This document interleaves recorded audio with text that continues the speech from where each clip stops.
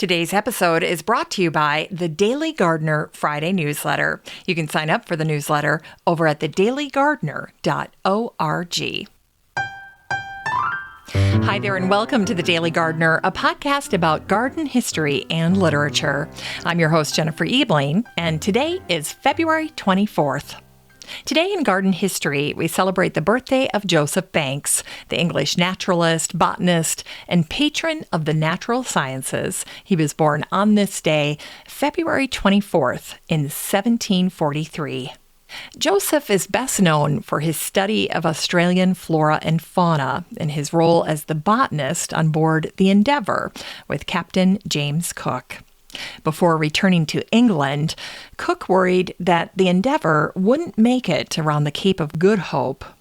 In a fateful decision, Cook brought the ship to Batavia, a Dutch colony, to fortify his boat. But Batavia was rife with malaria and dysentery, and as a result, Cook lost 38 of his crew members.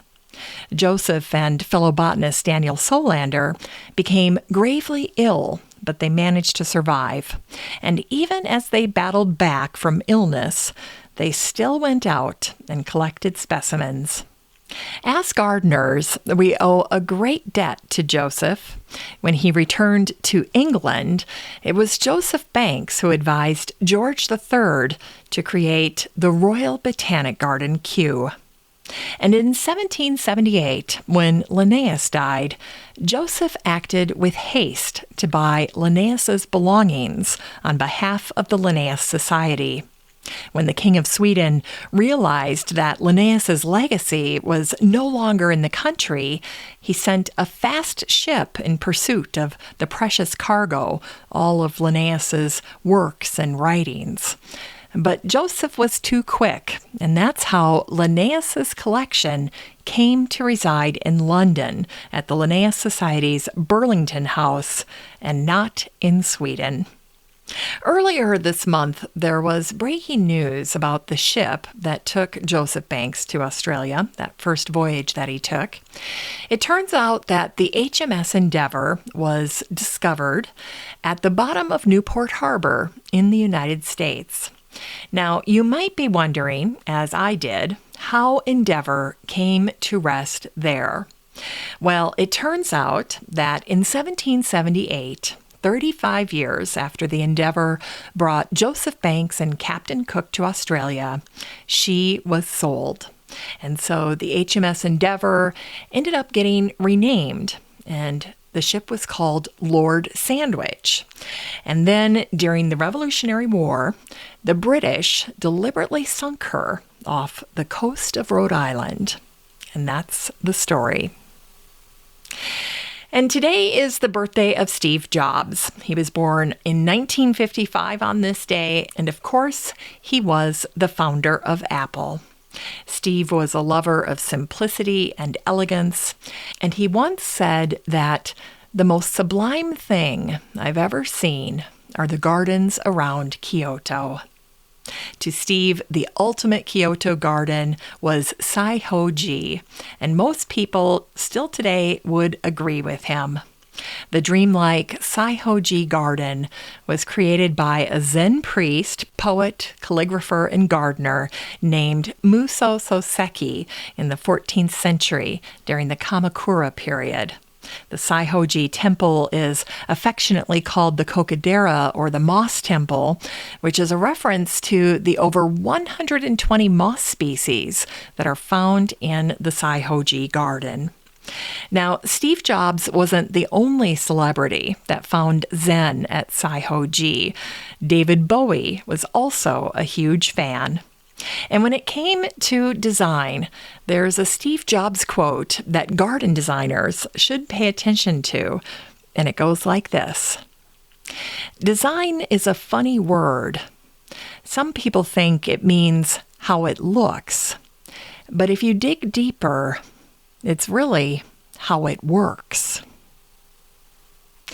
And it was on this day, February 24th, in 1963, that the Anniston Star, out of Anniston, Alabama, published a little retrospective on the adventures of Joseph Rock, the great Austrian-American botanist and explorer. He had passed away almost 3 months earlier in Honolulu at 79. Joseph was born in Austria, but he ended up immigrating to the United States, and he eventually settled in Hawaii, where he was beloved. He became Hawaii's first official botanist, and just before he died, the University of Hawaii granted Joseph an honorary Doctor of Science degree. But from a gardening standpoint, Joseph Rock introduced so many plants that we know and love today. He introduced blight-resistant chestnut trees to America. He also brought us more than 700 species of rhododendron. Some of his original rhododendron seeds were successfully grown in the Golden Gate Park in San Francisco, where they caused a bit of a sensation. Joseph spent much of his adult life, more than 20 years, in southwestern China, and there were many instances where he was the first explorer to enter many of the locations that he visited.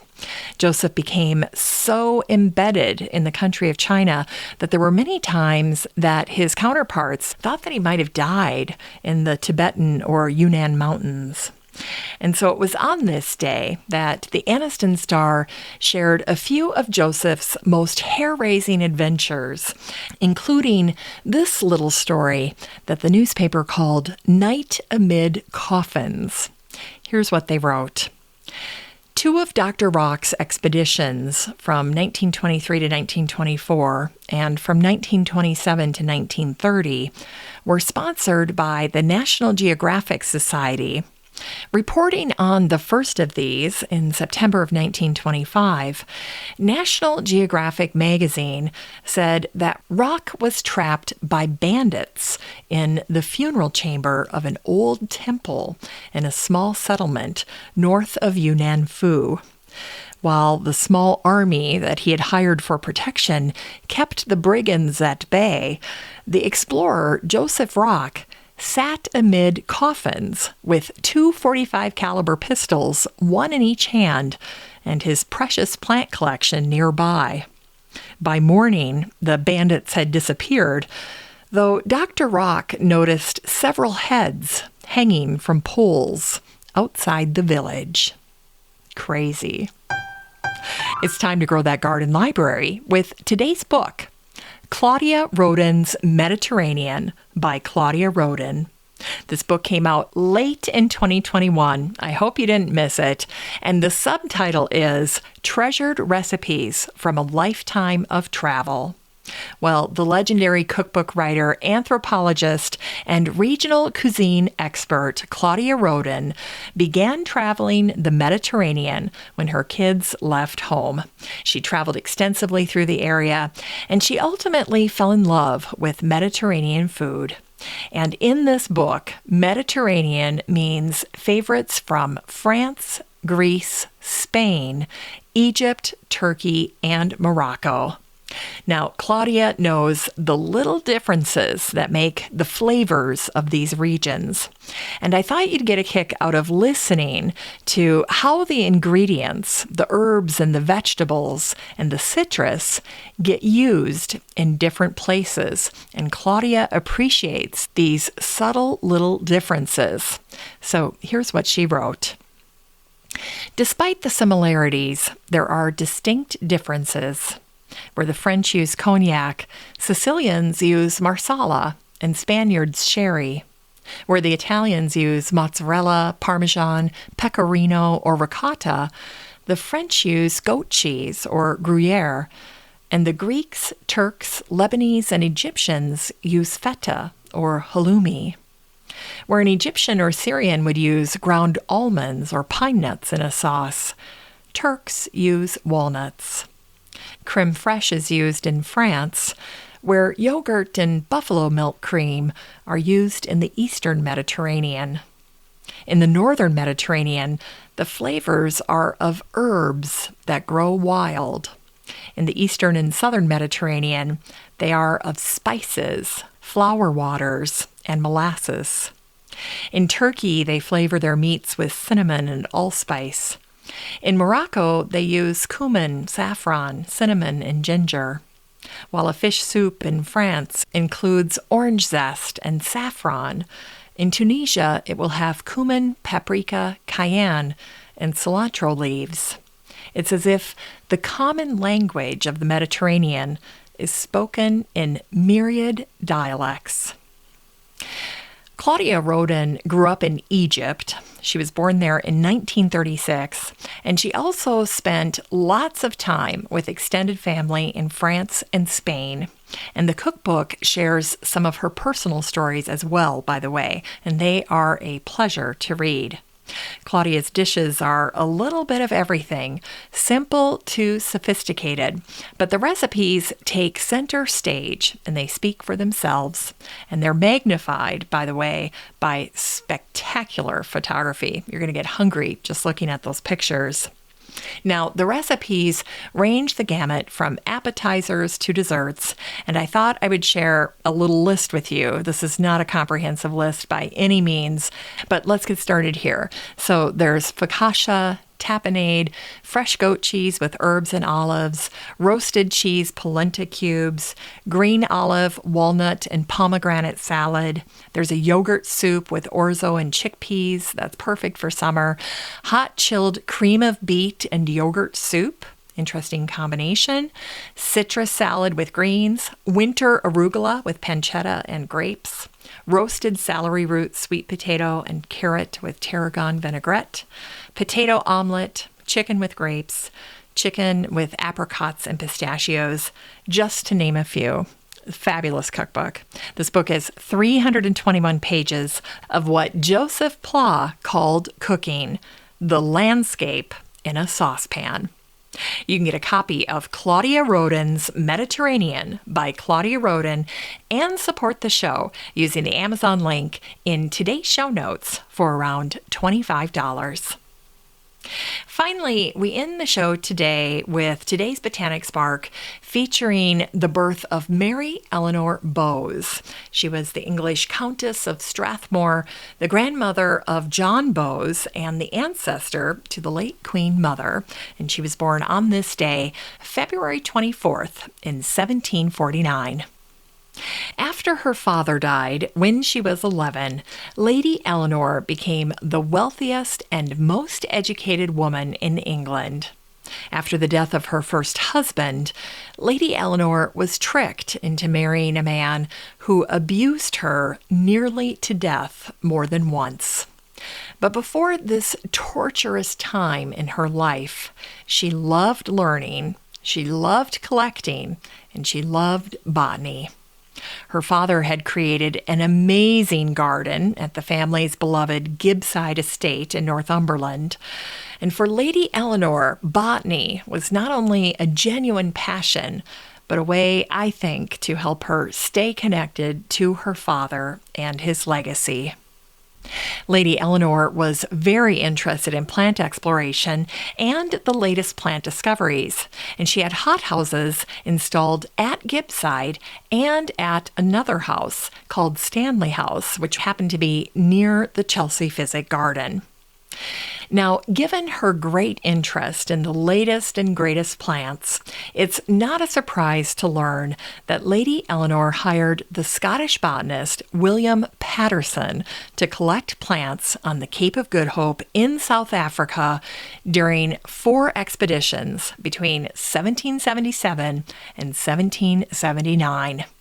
And what I found most fascinating are the ways that Lady Eleanor came up with to showcase her love of botany. First, around 1780, Lady Eleanor commissioned a very special mahogany botany cabinet, and it featured long drawers that were accessed on the side of the cabinet, and it was there that she kept her dry specimens. Now, that side panel of the cabinet flipped down, and that created a little desktop, and then it made it possible for her to access those drawers. Now, the front of the cabinet was adorned with holly swags and then 7 medallion cameos that had the heads of great men on them, like Shakespeare and Alexander Pope. Now, the cabinet also had a bottom shelf that would have had a lead-lined tray for plants. And then the lead-lined legs of the cabinet had little taps on them, and they would have held water. The water could have been used for the live plants that were sitting on the tray, or even perhaps the humidity somehow helped preserve the dried specimens. Historians aren't quite sure. But obviously, the combination of water and wood never works well. But nonetheless, that was the original idea. And up until the 1850s, the cabinet was known to hold some of Lady Eleanor's most prized herbarium specimens. But then sadly, after her death, they were lost to time when the cabinet was sold. Now, the other unique botanical element that Lady Eleanor enjoyed was an adorable little plant theater at Gibbside. And the theater was essentially a little alcove or a niche that was recessed into the brick wall that wrapped around the garden. And then the niche was filled with prized potted plants.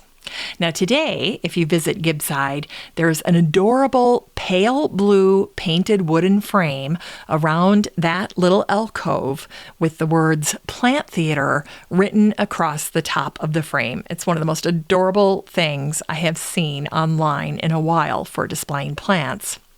Now, sadly, during her disastrous and tortured second marriage, which lasted for nearly a decade, Lady Eleanor was forced to give up her botanical endeavors and almost everything that she enjoyed in life. And you can imagine how her gardens suffered during this time. But in the end, thankfully, one of her maids helped her escape her terrible, awful second husband. And Lady Eleanor became the first woman to keep her property after a divorce.